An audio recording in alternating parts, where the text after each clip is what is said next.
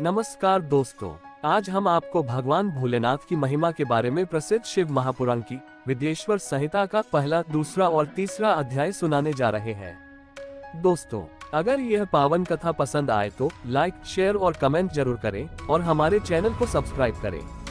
पहला अध्याय, प्रयाग में सूत से मुनियों का तुरंत पापनाश करने वाले साधन के विषय में प्रश्न, जो आदि से लेकर अंत में है, नित्य मंगलमय हैं, जो आत्मा के स्वरूप को प्रकाशित करने वाले हैं, जिनके 5 मुख हैं और जो खेल खेल में जगत की रचना, पालन और संहार तथा अनुग्रह एवं तिरुभावरूप 5 प्रबल कर्म करते हैं, उन सर्वश्रेष्ठ अजर अमर उमापति भगवान शंकर का मैं मन ही मन चिंतन करता हूँ। व्यास जी कहते हैं, धर्म का महान क्षेत्र जहाँ गंगा यमुना का संगम है, उस पुण्यमय प्रयाग जो ब्रह्मलोक का मार्ग है, वहाँ एक बार महातेजस्वी महाभाग महात्मा मुनियों ने विशाल यज्ञ का आयोजन किया।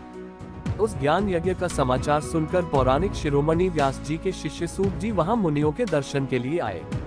सूत जी का सभी मुनियों ने विधिवत स्वागत व सत्कार किया तथा उनकी स्तुति करते हुए हाथ जोड़कर उनसे कहा, हे सर्वज्ञ विद्वान रोमहर्षण जी, आप बड़े भाग्यशाली हैं। आपने स्वयं व्यास जी के मुख से पुराण विद्या प्राप्त की है। आप आश्चर्य स्वरूप कथाओं का भंडार हैं। आप भूत, भविष्य और वर्तमान के ज्ञाता हैं। हमारा सौभाग्य है कि आपके दर्शन हुए। आपका यहाँ आना निरर्थक नहीं हो सकता। आप कल्याणकारी हैं, उत्तम बुद्धि वाले सूत जी। यदि आपका अनुग्रह हो तो गोपनीय होने पर भी आप शुभाशुभ तत्व का वर्णन करें, जिससे हमारी तृप्ति नहीं होती और उसे सुनने की हमारी इच्छा ऐसे ही रहती है। कृपा कर उस विषय का वर्णन करें।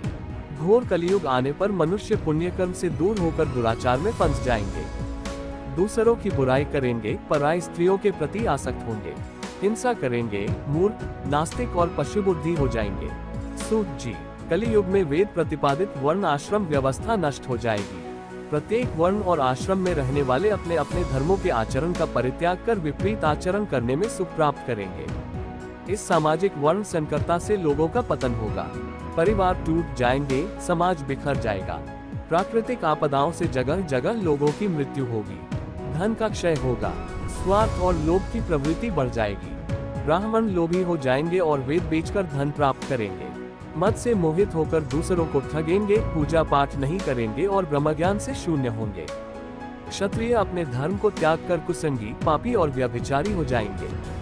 शौर्य से रहित हो वे शूद्रों जैसा व्यवहार करेंगे और काम के अधीन हो जाएंगे। वैश्य धर्म से विमुख हो संस्कार भ्रष्ट होकर कुमार्गी, धनोपार्जन परायण होकर नाप तौल में ध्यान लगाएंगे। शूद्र अपना धर्म कर्म छोड़कर अच्छी वेशभूषा से सुशोभित हो व्यर्थ घूमेंगे। वे कुटिल और ईर्ष्यालु होकर अपने धर्म के प्रतिकूल हो जाएंगे, कुकर्मी और वाद विवाद करने वाले होंगे। वे स्वयं को कुलीन मानकर सभी धर्मों और वर्णों में विवाह करेंगे। स्त्रियां सदाचार से विमुख हो जाएंगी। वे अपने पति का अपमान करेगी और सास ससुर से लड़ेंगी, मलिन भोजन करेगी। उनका शील स्वभाव बहुत बुरा होगा। सूत जी, इस तरह जिनकी बुद्धि नष्ट हो गई है और जिन्होंने अपने धर्म का त्याग कर दिया है, ऐसे लोग लोक परलोक में उत्तम गति कैसे प्राप्त करेंगे? इस चिंता से हम सभी व्याकुल हैं। परोपकार के समान कोई धर्म नहीं है। इस धर्म का पालन करने वाला दूसरों को सुखी करता हुआ स्वयं भी प्रसन्नता अनुभव करता है। ये भावना यदि निष्काम हो तो कर्ता का हृदय शुद्ध करते हुए उसे परमगति प्रदान करती है। हे महामुने, आप समस्त सिद्धांतों के ज्ञाता हैं। कृपा कर कोई ऐसा उपाय बताएं जिससे इन सब के पापों का तत्काल नाश हो जाए। व्यास जी कहते हैं, उन श्रेष्ठ मुनियों की यह बात सुनकर सूत जी मन ही मन परम श्रेष्ठ भगवान शंकर का स्मरण करके उनसे इस प्रकार बोले। दूसरा अध्याय, शिव पुराण का परिचय और महिमा। सूत जी कहते हैं, साधु महात्माओं, आपने बहुत अच्छी बात पूछी है। ये प्रश्न तीनों लोगों का हित करने वाला है। आप लोगों के स्नेहपूर्ण आग्रह पर गुरुदेव व्यास का स्मरण कर मैं समस्त पापराशियों से उद्धार करने वाले शिव पुराण की अमृत कथा का वर्णन कर रहा हूँ। ये वेदांत का सार सर्वस्व है। यही परलोक में परमार्थ को देने वाला है तथा दुष्टों का विनाश करने वाला है। इसमें भगवान शिव के उत्तम यश का वर्णन है। धर्म, अर्थ, काम और मोक्ष आदि पुरुषार्थों को देने वाला पुराण अपने प्रभाव की दृष्टि से वृद्धि तथा विस्तार को प्राप्त हो रहा है।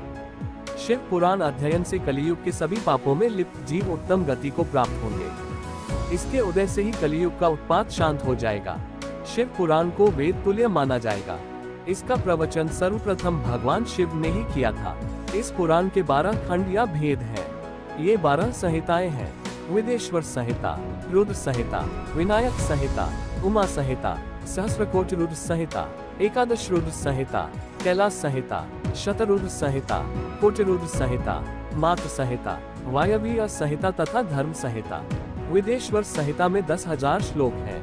रुद्र संहिता, विनायक संहिता, उमा संहिता और मात्र संहिता प्रत्येक में 8-8 हजार श्लोक हैं। एकादश रुद्र संहिता में 13,000, कैलाश संहिता में 6,000, शतरुद्र संहिता में 3,000, कोटि रुद्र संहिता में 9,000, सहस्रकोटि रुद्र संहिता में 11,000, वायवीय संहिता में 4,000 तथा धर्म संहिता में 12,000 श्लोक हैं। मूल शिव पुराण में कुल 1,00,000 श्लोक हैं, परंतु व्यास जी ने इसे 24,000 श्लोकों में संक्षिप्त कर दिया है। पुराणों की क्रम संख्या में शिव पुराण का चौथा स्थान है, जिसमें 7 संहिताएं हैं। पूर्व काल में भगवान शिव ने 100 करोड़ श्लोकों का पुराण ग्रंथित किया था। सृष्टि के आरंभ में निर्मित ये पुराण साहित्य अधिक विस्तृत था। द्वापर युग में द्वैपायन आदि महर्षियों ने पुराण को 18 भागों में विभाजित कर 4,00,000 श्लोकों में इसको संक्षिप्त कर दिया। इसके उपरांत व्यास जी ने 24,000 श्लोकों में इसका प्रतिपादन किया। ये वेदतुल्य पुराण विदेश्वरुद्र संहिता, शतरुद्र संहिता, कोटिरुद्र संहिता, उमा संहिता, कैलाश संहिता और वायवीय संहिता नामक 7 संहिताओं में विभाजित है। ये 7 संहिताओं वाला शिव पुराण वेद के समान प्रामाणिक तथा उत्तम गति प्रदान करने वाला है।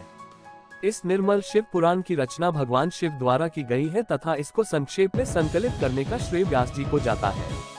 शिव पुराण सभी जीवों का कल्याण करने वाला, सभी पापों का नाश करने वाला है। यही सत्पुरुषों को कल्याण प्रदान करने वाला है। ये तुलना रहित है तथा इसमें वेद प्रतिपादित अद्वैत ज्ञान तथा निष्कपट धर्म का प्रतिपादन है। शिव पुराण श्रेष्ठ मंत्र समूहों का संकलन है तथा यही सभी के लिए शिवधाम की प्राप्ति का साधन है। समस्त पुराणों में सर्वश्रेष्ठ शिव पुराण ईर्ष्या रहित अंतःकरण वाले विद्वानों के लिए जानने की वस्तु है। इसमें परमात्मा का गान किया गया है। इस अमृतमय शिव पुराण को आदर से पढ़ने और सुनने वाला मनुष्य भगवान शिव का प्रिय होकर परम गति को प्राप्त कर लेता है। तीसरा अध्याय, श्रवण, कीर्तन और मनन साधनों की श्रेष्ठता। व्यास जी कहते हैं, सूत जी के वचनों को सुनकर सभी महर्षि बोले, भगवान आप वेदतुल्य, अद्भुत एवं पुण्यमय शिव पुराण की कथा सुनाए। सूत जी ने कहा, हे महर्षिगण, आप कल्याणमय भगवान शिव का स्मरण करके वेद के सार से प्रकट शिव पुराण की अमृत कथा सुनिए। शिव पुराण में भक्ति, ज्ञान और वैराग्य का गान किया गया है। जब सृष्टि आरंभ हुई तो 6 कुलों के महर्षि आपस में वाद विवाद करने लगे कि अमुक वस्तु उत्कृष्ट है, अमुक नहीं। जब इस विवाद ने बड़ा रूप धारण कर लिया तो सभी अपनी शंका के समाधान के लिए सृष्टि की रचना करने वाले अविनाशी ब्रह्मा जी के पास जाकर हाथ जोड़कर कहने लगे, हे प्रभु, आप संपूर्ण जगत को धारण कर उनका पोषण करने वाले हैं। प्रभु, हम जानना चाहते हैं कि संपूर्ण तत्वों से परे परात्पर पुराण पुरुष कौन है। ब्रह्मा जी ने कहा, ब्रह्मा, विष्णु, रुद्र और इंद्र आदि से युक्त संपूर्ण जगत समस्त भूतों एवं इंद्रियों के साथ पहले प्रकट हुआ है। वे देव महादेव ही सर्वज्ञ और संपूर्ण हैं। भक्ति से ही इनका साक्षात्कार होता है, दूसरे किसी उपाय से इनका दर्शन नहीं होता। भगवान शिव में अटूट भक्ति मनुष्य को संसार बंधन से मुक्ति दिलाती है। भक्ति से उन्हें देवता का कृपा प्रसाद प्राप्त होता है। जैसे अंकुर से बीज और बीज से अंकुर पैदा होता है, भगवान शंकर का कृपा प्रसाद प्राप्त करने के लिए आप सब ब्रह्मर्षि धरती पर सहस्रों वर्षों तक चलने वाले विशाल यज्ञ करो। यज्ञप्ति भगवान शिव की कृपा से ही विद्या के सार तत्व साध्य साधन का ज्ञान प्राप्त होता है। शिव पद की प्राप्ति साध्य और उनकी सेवा ही साधन है तथा जो मनुष्य बिना किसी फल की कामना किए उनकी भक्ति में डूबे रहते हैं, वही साधक है।